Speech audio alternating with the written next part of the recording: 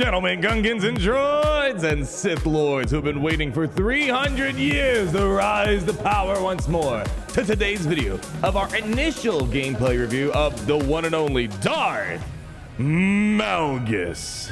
To summarize, Darth Malgus is the latest Conquest character to come to Galaxy of Heroes, and I coin him as hopeful. I wasn't overly impressed day one. I think he'll be a lot more helpful once we're in Grand Arena and can turn on those OMICRONs. A lot of people coin him as disappointing or even trash, and I can kind of see where they're coming from, but maybe I can give you a little bit of hope by showing this.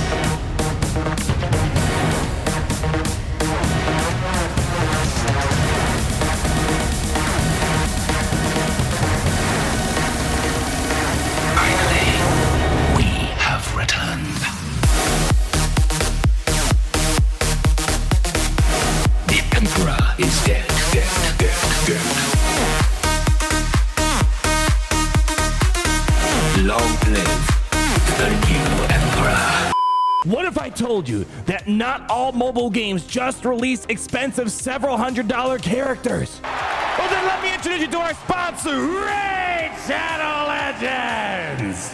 One of the absolute best things about Raid are the several hundred champions that leads to never-ending fun and theory crafting. This month in Raid, there is a huge update. They're bringing up 5 brand new champions, overhauling the Champions Vault, and they're running a huge series of Summer Splash events the whole month to get your hands on some amazing skins. And you want to get in now because the Ultimate Death Knight is coming in August 2022. So click the link in the description or scan my QR code, and you'll get bonuses worth $30. All this treasure will be waiting for you right up here, but you gotta be quick because these rewards are only available for the next 30 days.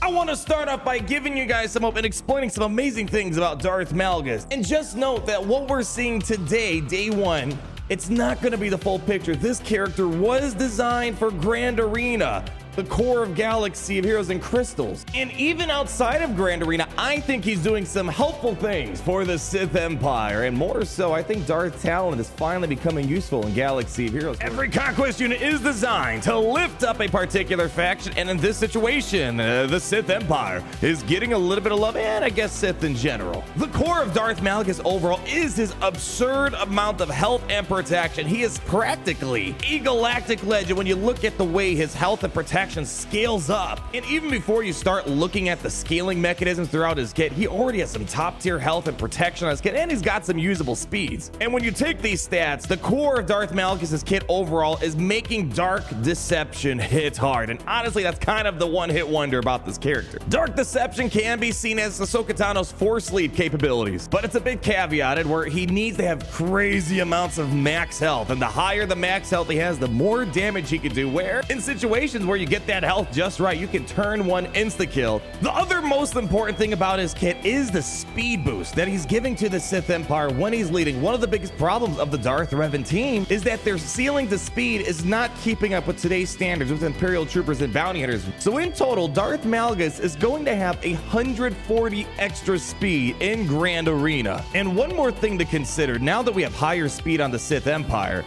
Darth Talon, she's becoming useful now. She wasn't really important in Galaxy of Heroes. She was just okay, but now she's actually becoming important because she's meant to give bonuses when there's a Sith leader being damaged. And of course, she's got a variety of other bonuses like offensive and speed increases. Darth Malgus is officially shutting down Imperial Troopers, it seems like. Unfortunately, it hurts my Imperial hearts because every time the Sith leader is being damaged, you're feeding turn meter to the rest of the Sith team. And what that means is with Darth Malgus being a pre-taunting character when there's a full team of Sith, you have to hit Darth Malgus or maybe Darth Malik, and neither of those situations are appropriate for Imperial Troopers. Because if you go for Malgus, you're giving him tons of turn meter. It's going to outpace your Imperial Troopers. If you go for Malik, you're going to crit him and most likely get fear. And even if you do finish off Darth Malgus, Darth Talon is going to save him through her unique ability, and you got to start all over again. So that's just a brief summary of what the kit looks like overall. And as you could probably notice, a lot of this kit is just really tied behind Grand Arena. All those extra speed bonuses, all the extra health bonuses that he's getting that we just can't quite get access to inside of Squad Arena. And the good news is Squad Arena is not that important in Galaxy Heroes, but in Territory Wars, when there are no Grand Arena OMICRONs turned on, seeing at least Darth Malgus help Sith Empire shut down Imperial troopers means you need a better team to go after them, most likely. And that is an improvement for the Sith Empire. There is no doubt this character is making the Sith Empire better. Unlike Boba Fett's Sign of Jango, before Territory Wars, he wasn't really adding much. His benefits are mainly in Territory Wars, and that's really it. This character, I do think you're going to get used to in Grand Arena, of course, and in Territory Wars. But then why are people saying he's trash? He's underwhelming. And you know me, I'm a very critical person when it comes to reviewing characters. This character, was I blown out of the water? No, but I also had my expectations tempered because you have to think of Starkiller. Remember when Starkiller first came out, people were like, oh, he's trash. He's underwhelming just off Squad Arena test. I'm like, all right, you guys gotta wait. We gotta wait till we get in the Grand Arena. And of course, Starkiller nowadays is seen as a very staple character for Grand Arena, can beat multiple galactic legends, and is now very useful in territories, and I would argue more beneficial than Boba Fett's Sign of Jango or Grand Inquisitor. During our initial Squad Arena testing, again, the 3 Omicrons not being turned on, which it sucks that CG won't do so, we were able to almost beat Galactic Legends Arena, almost beat Supreme Leader Kylo Ren, make the Jedi Master Luke battles, of course, no Datacrons in there, more consistent to beat for Darth Revan, and you know, there might be hope that we can take out things like Jedi Master Kenobi once we have the Omicron. And for a non-galactic legend character, that is pretty impressive. I mean, even Starkiller could not do that much inside of Squad Arena when he first came out, but this guy could. And that's why I puzzle a little bit on why people are saying he's underwhelming or he's trash. It could be because of one of few reasons here. Reason number one, General Anakin Skywalker seems to stomp on this character when Darth Malgus is leading, and the main problem is, through Legacy of Power, he's constantly granting the buff. We have returned anytime doubt is expiring on an enemy, and that counts as a buff. And when you're getting lots of buffs, gas increases the offensive capabilities of the 501st. I do agree, and I think CG should have made We Have Returned a blue status icon rather than green, because that means it's a buff and gas is going to stomp this team. And we had to switch to Darth Revan lead, which you would think you don't want because this is the brand new Conquest unit, but Darth Revan leads seem to do better because there aren't as many buffs and it's mostly ferocity based. And this is more of a grander problem with the current state of Galaxy of Heroes. We aren't really in the days of 2017, 18, 19 before Galactic Legends came, when a new big character would come out and they would be dominating everything. I think we're still trying to get used to this new world of Galaxy of Heroes where new characters are meant to be super powerful in very specific situations. There's a lot more ifs, ands, and buts. I think the biggest problem that Malgus is facing is he's facing the first generation of Conquest units, such as Commander Ahsoka Tano and Maul. My opinion is Maul is the best Conquest character. He's amazing for his Lord Vader plug and play. He kind of is the galactic legend of the Lord Vader lineup, in my opinion. The biggest threat in the Lord Vader team. And he also forms a very amazing team, the Mandalorians. However, I do think with the Omicrons, Malgus will beat more teams than Maul Mandalorians can. Personally, I'm torn myself how I feel about this character. I don't think he's trash. Is he underwhelming?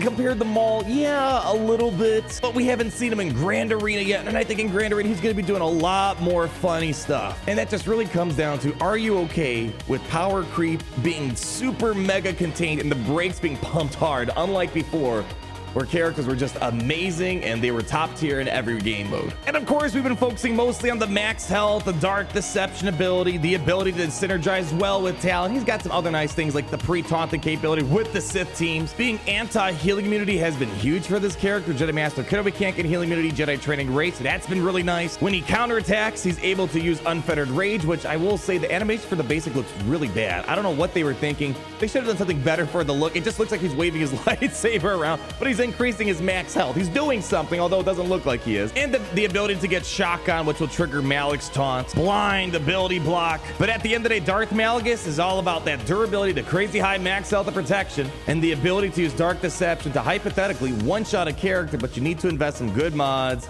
as well as some good gear and relics. And let's talk about those mods, Zetas and Omicrons. The most important of these Zetas is going to be Dark Deception, because through Dark Deception, Zeta, he's able to get the insta-kill capability. Otherwise, I think he's a fairly useless character.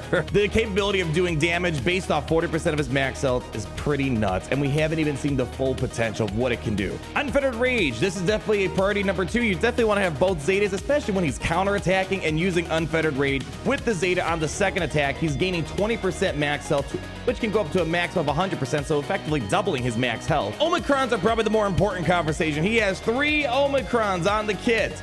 And especially right now, during 3v3, you might be able to skip out on some of these. The most important Omicron, without a doubt, is the Legacy of Power. We haven't even been able to see it yet, but this is just like Starkiller.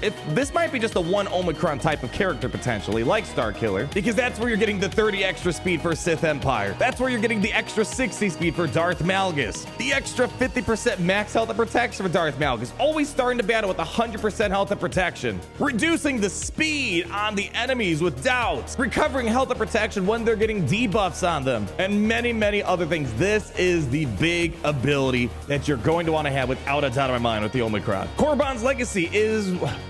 I want to caveat this, but in general, I think Korriban's Legacy is going to be the second most important Omicron on this character because of all battles were Sith at the start. Anytime doubt is dispelled at an enemy, all other enemies that didn't already have it are inflicted with doubt. So perpetual doubt, and especially when we talk about that leads Omicron, doubt's going to be really important. Besides it stopping bonus turn meter, protection, regeneration, which is important for Jedi Master Kenobi, you're also reducing their speed and whatnot. However, the caveat is, right now we're still in 3v3 Grand Arena, and there's not a lot of allies because there's only going to be 3 in total. So if you're short on Omicron, you can maybe skip out on this right now for 3v3, but especially when 5v5 comes around, I think this is going to be kind of important. And then thirdly, the Deprived Senses, also Grand Arena Omicron, the debuffs, the ability block, the shock, the blind, they can't be resisted. You're giving critical chance up to Sith Empire for 2 turns. And if the enemy was already shocked, you're going to deal true damage to all other enemies, and Malgus will get 50% turn meter. So kind of like Wild Lightning from Battlejuice, but a 2.0 variant. You could probably get away without this Omicron. And then mods are a no-brainer so far. There are certain situations where you might want to do protection primaries. For example, Nihilus Lead. Yes, we tried some Nihilus Lead stuff. Combines health and protection, and he has a higher base protection than he does base health. So more protection primaries means he's gonna have a larger combined protection health pool under Darth Nihilus, and of course that means more damage through Dark Deception. But overall, for most situations, health primaries are gonna be the way to go with health sets, and you really want to try to look for those health secondaries as much as possible, or at least protection secondaries. Because again, the more health your character has, well, the more damage he can do with Dark Deception, and you want to be able to turn 1 insta-kill people. And I wouldn't be too concerned about speed. He'd be plenty fast with all those speed boosts throughout his lead. And this is the part that's going to be tricky for me. I know some of you guys might disagree. I opened up a poll towards the end of the testing during our live stream, which, by the way, thank you for coming out. Always fun to hang out with you guys. On a scale from 1 to 4, 1 being bad, 4 being amazing, what was the initial impressions? And a majority of the billions of votes submitted during that stream were 3 out of 4. And I feel like that's kind of where I am. I think right now, before we get into Grand Arena, I feel like this is a 4 out of 5 star character here. He's almost beating Galactic Legends outside of Grand Arena. And even in Territory Wars, the ability for him to shut down bounty hunters, potentially shutting down Imperial troopers, some staple counters, which is going to require a more expensive team likely to take him down. No matter which way you phrase it, this character has moved the Sith Empire forward. And once we get into that Grand Arena Omicron, especially of Legacy of Power, my expectations are he will beat some Galactic Legends, very much so like Starkiller. And that's kind of what a Conquest character should do. But maybe I'm wrong. Maybe I'm being a little too generous to Darth Malgus. You guys let me know down below. Are you disappointed with Darth Malgus? What were your expectations with this guy right behind us here? Would love to hear your thoughts. And I just want to say, I think there's definitely some hope. We gotta wait. A lot of you guys were disappointed with Starkiller during Squad Arena testing. I said we gotta wait. And Starkiller is very much loved with a lot of people in our community. So give it some time. We'll see. But this is my initial character review. I don't think he's the best Conquest character. Top 3 might be pushing it for me, but for sure, I think he is going to be a lot better than Boba Fett sign of Django, without a doubt in my mind. Thanks as always for watching. Leave a like, comment down below, subscribe so you're not missing a thing. I'll catch you later, because you know around here we always love to say how it's great to be in the Empire today.